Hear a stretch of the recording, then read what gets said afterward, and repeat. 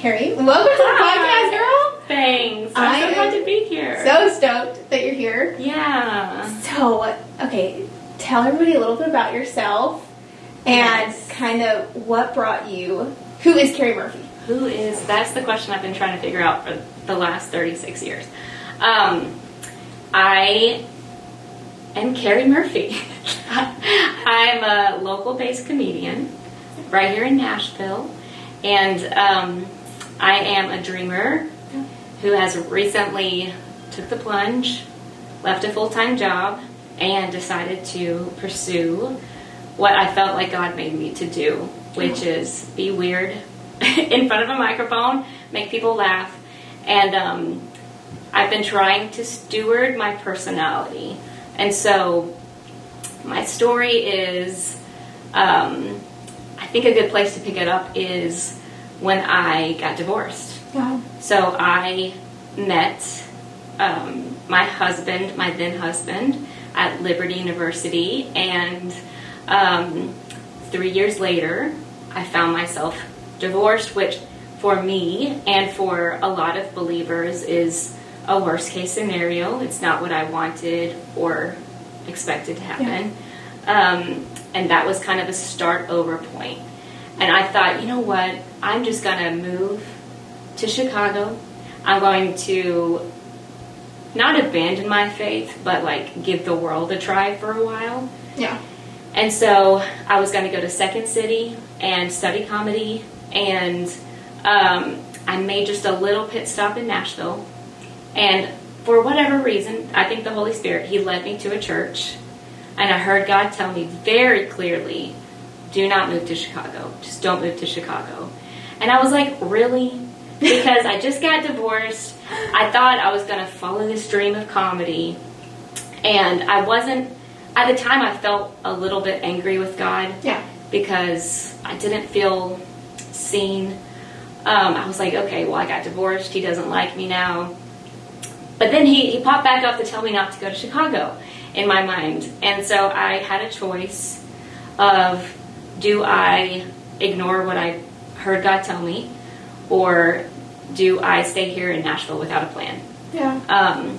And I stayed in Nashville without a plan.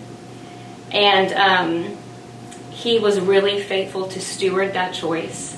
I worked at a church. Just a few weeks later, there was an ad in the program at church for a kids director. I took that job. Had nothing to do with comedy, nothing to do with what my dream was, but I was like, okay, I'm here in Nashville like God told me, need to make money, worked at the church, and was developed there for 10 years, met some of the most incredible people, and after nearly 10 years of working at that church, God, surprisingly and amazingly, like He always surprises me, He was finally like, hey, you've changed, you've grown with me, it's time to pick that dream back up, and this time do it with and for me. Yeah. So I chewed on that for a while, and then eventually quit a very stable health insurance, everything wonderful job. Dream. Yes. So it's now that I back up my story, I'm like, I was at a crossroads once with going to Chicago, and God told me to stay. Then 10 years later, I'm at another crossroads, and this time God tells me to go. And so it made no sense, and I quit in 2023. Mm-hmm. So it's been a wild ride since then. I'm sure. Like, you are fresh on the journey. Yes, here. I'm fresh on the journey, and I will say that I had rose-colored lens about it. I was like, okay, I'm going to take this leap of faith, and then everything's going to work out. You know, I'm doing what I feel like the Lord's made me to do, which is reflect the joy and delight of knowing Jesus. Yeah. And so, of course, He's going to sustain my steps and be faithful and give me gigs. And that didn't happen. It turned out that the grace and kindness of Jesus at that time looked like a wilderness season where like nothing happened right away. And at the same time, I was processing so much grief that was happening with my family, kind of a separate story. So how I say it is I left my church job thinking I was going to hit the ground running, and I just hit the ground. Yeah. But I look back and see God was leading me through that in his kindness to give me rest and to help me to know him better. And I will say it's been the hardest season, and it's also been where I've felt Jesus the most, just like so close with me. And if I hadn't have lost my security, my job, my work community, like if I hadn't lost those things, I wouldn't see him as clearly as I do now. And it's been amazing to see his faithfulness. I think I've seen his faithfulness in new ways because if you don't take a step, if you don't take a jump, you're not really giving him opportunity to show you that he'll catch you on the other side. And he has shown me that he'll catch me on the other side. It's just been at his pace. And I've just been trying to surrender each day to his process and not mine, because his is just very complex and not what you expect. But yeah, he's been faithful the whole way. And I'm just so humbled that he is our close shepherd that leads us through valleys in his kindness. Yeah. And he doesn't leave us in the valleys. He's there with us. So, yes, he's been very faithful, and I'm glad that I took that leap, even though it was the most terrifying thing I've ever done. I'm sure. It was so scary. Yeah. Yeah. It's been the death of my ego like 1,000 times. Just in how he's humbled me and how I thought it was just going to go so quickly, and it didn't. And times where I questioned, like, man, I should have stayed at my church job. Like, what am I doing? Like, I should have just kept the 9 to 5. And in his kindness, though, I'm so glad that I didn't. Yeah. Well, so you didn't stay at the church job. We know that. Mm-hmm. You are now doing comedy, you do women's events. Yeah. What does that look like for you? Yeah. Like, how have you got through that? Do you prefer one over the other? Yeah. Like, tell us the story there. That's such a good question. And it's funny because when I look back, I don't know. Like, it's been challenging, and I think other artists or other dreamers or other freelancers can relate to all your security kind of goes out the window, and it's like month by month or season by season. But I would say through connecting me to the right people, through like-minded people, I've been getting really special gigs. I have seen him kind of push me towards Christian comedy, where I'm going to a church and doing 30 minutes of comedy and then 30 minutes of a lesson, which just really, really is, it's like all of me aligns when I get to do that. Yeah. I've seen such precision in the churches or the venues that he's connected me with. Like, oh man, that's why I was here. I've had ministry opportunities through comedy. I might have told you before, Megan, that I've done a funeral.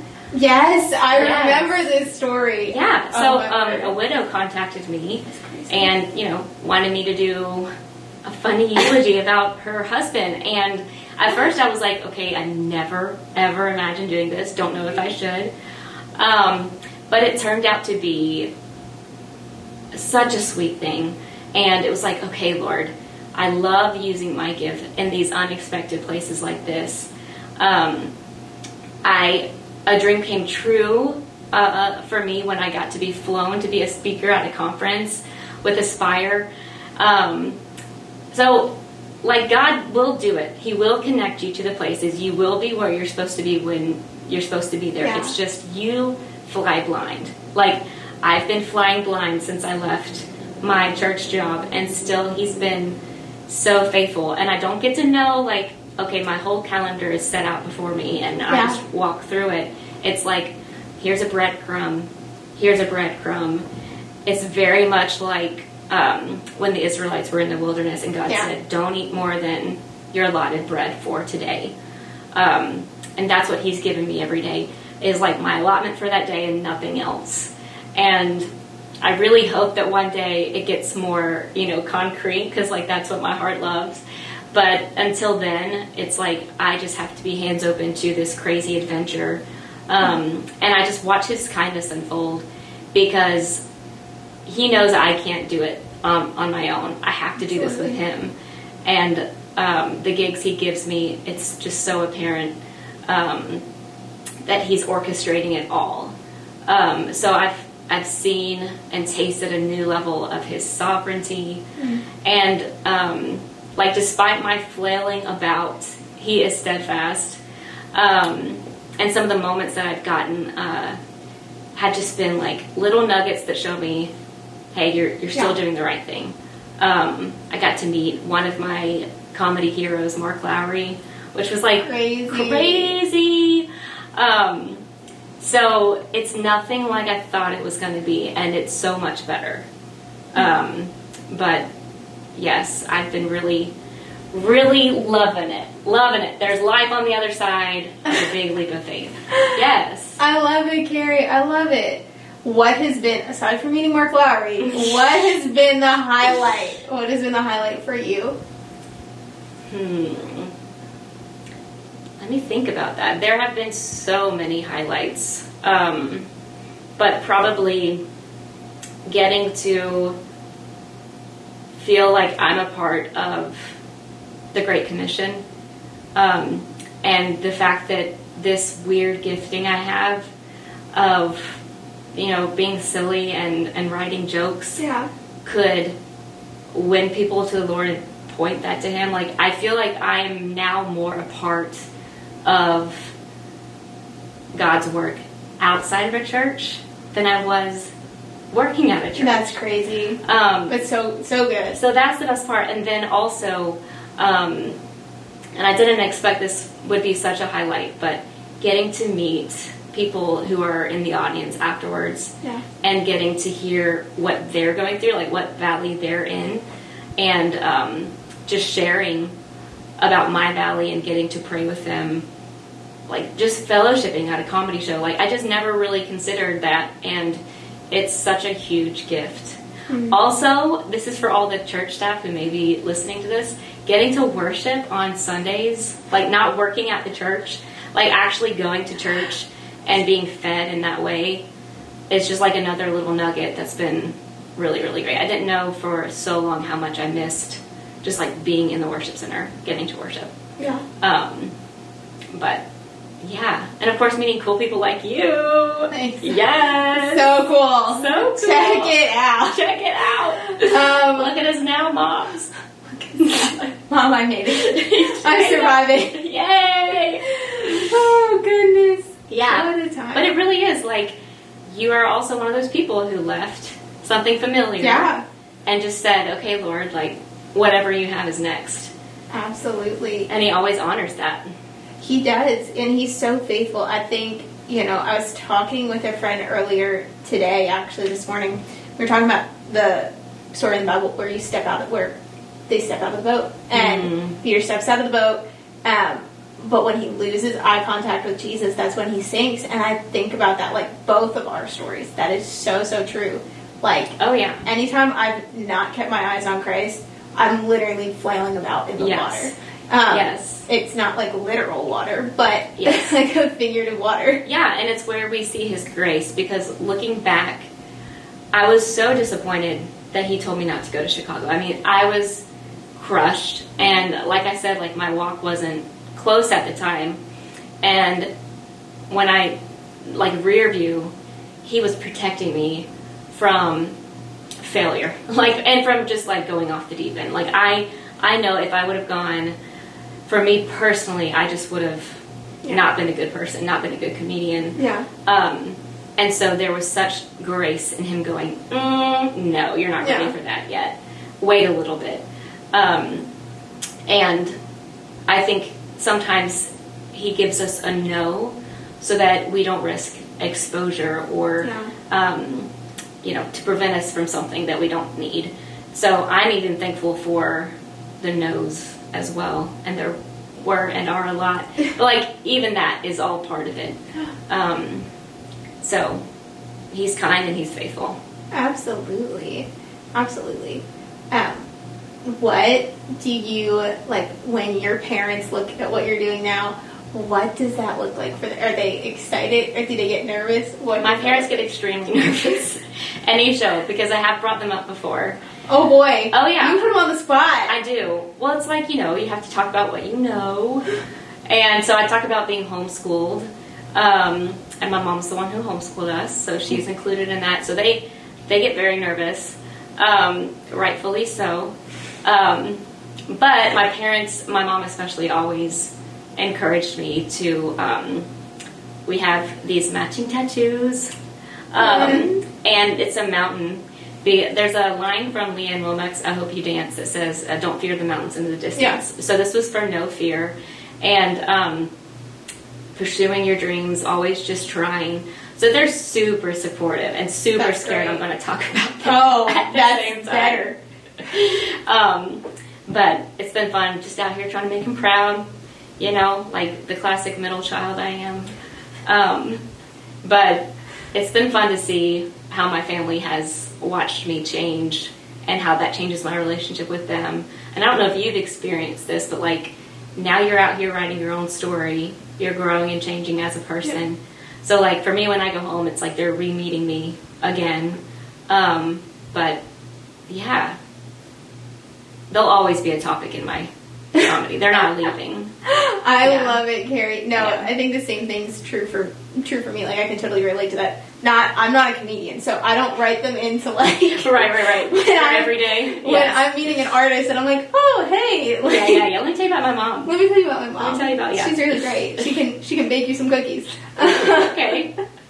No, so I just about every year that I've been down here, I've gone home from Thanksgiving to Christmas, mostly because we'll do family Thanksgiving and then we have like this Christmas thing, like all these things. Yeah, all these things where it's just, okay, do I miss it or do I like try to pop back and forth? And Pennsylvania to Tennessee is just, it's not super close. Not super not close. Around the block. Yeah, not around the block. So I'll take that as my month to like go back, work from home, just decompress and like reset. But during that month, I'm like reintroducing like myself to my family again, and they're like, "Oh, so what have you been up to? Oh, you got to talk to that person." Like it's just a whole different dynamic. It is, which is really cool. But for me, I'm like, oh, but I saw them at the Target. Like it's just like a new. They say the same. Yeah. Man, have you felt like since you've been in Nashville, have you felt, or did you have a time where you also felt wilderness season, or like, God, what is happening? Oh, like, can you relate to 100%. that?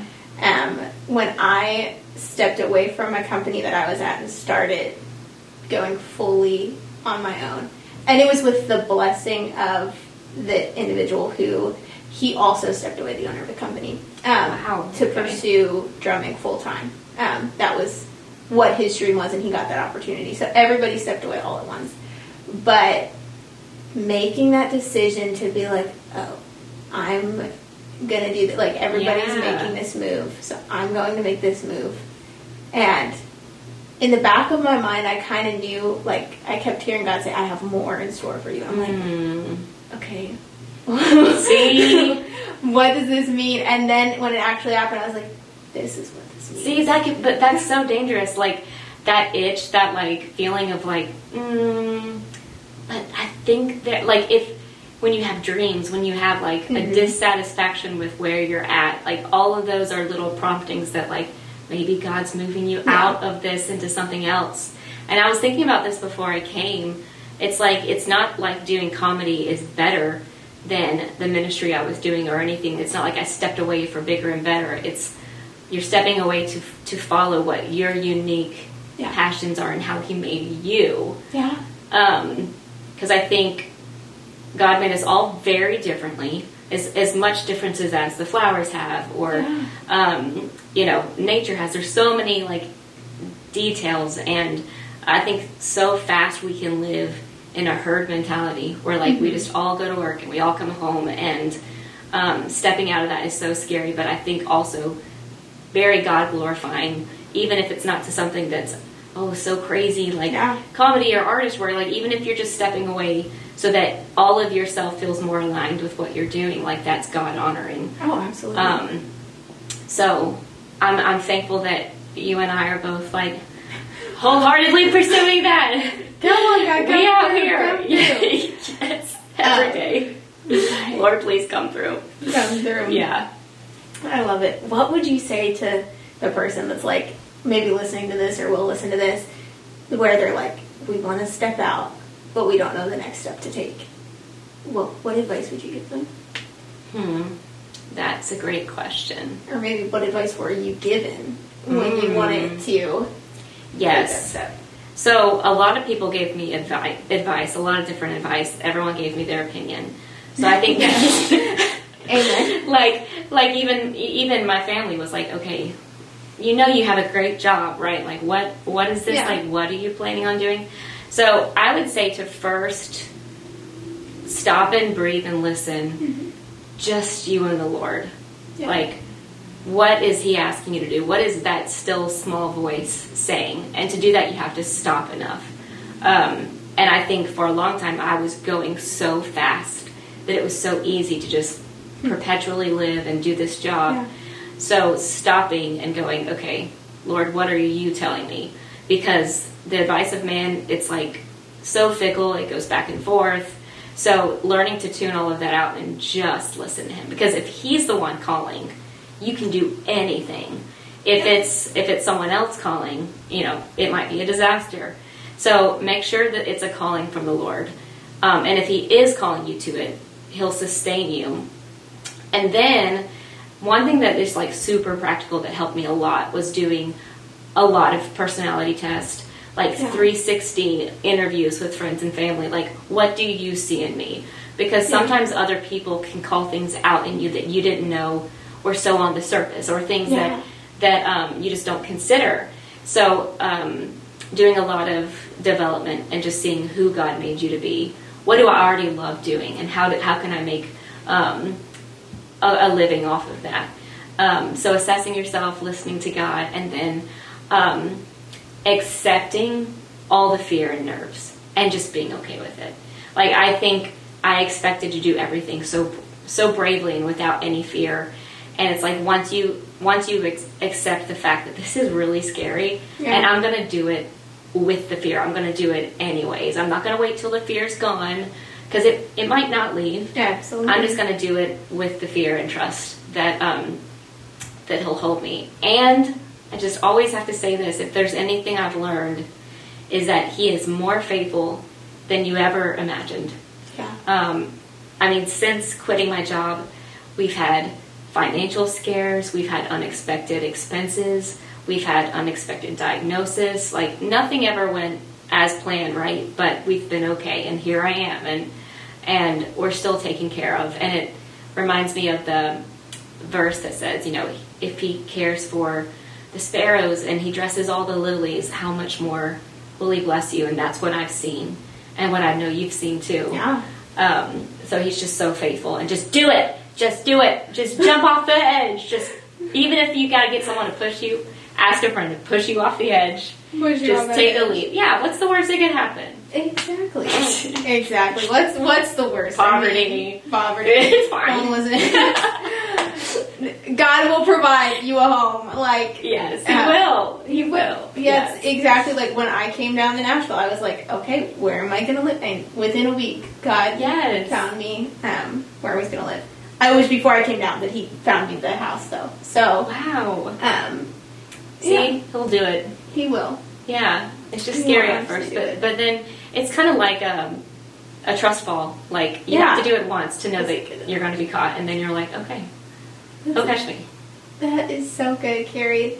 Now, we've talked so much about God's faithfulness in your story and in your life. What is next? You had the K-Love special. You had all of the fun things. What is next for you? Yeah, so I hope to continue to do my show at churches. Mm-hmm. I've loved it. I have now a boomer show that I'm touring, so like specifically geared towards boomers, which is a lot of fun. I hope to do more conferences. But any space that I'm allowed to make people laugh and reflect Jesus' joy, I'm down for it. And I've learned to stop anticipating whatever is next. I'm like, funerals, churches, races, like a IMC marathon. It's like, who knows? But hopefully a lot more comedy in the future. That's still doing what I want to do. Amazing. Yeah. The funeral is still my favorite story. When my funeral happens, I got you, girl. You may be like 90 years old, but just come on they'll up wheel there. me in. Yes, they'll wheel me in, and I can do. Carrie, to my funeral. I put the fun in funeral. See, that could be your slogan. That's my when you slogan. get up there That's to do the your slogan. funeral. Yeah. I love it. Hopefully, I won't write that for a very, very long time. Yes, please don't write that in. Yeah. Oh my goodness. Well, Carrie, where can people find you? Where can they keep up with everything happening in your short? TheCarrieMurphy.com. It's got all of my shows listed on it, my schedule. Check me out there. My Instagram is TheCarrieMurphy. And I would love to connect with you, and let's be friends. I love it, Carrie. Well, thanks for hopping on. Thanks, Megan. I appreciate it. You're an awesome host. Thank you so much. So fun.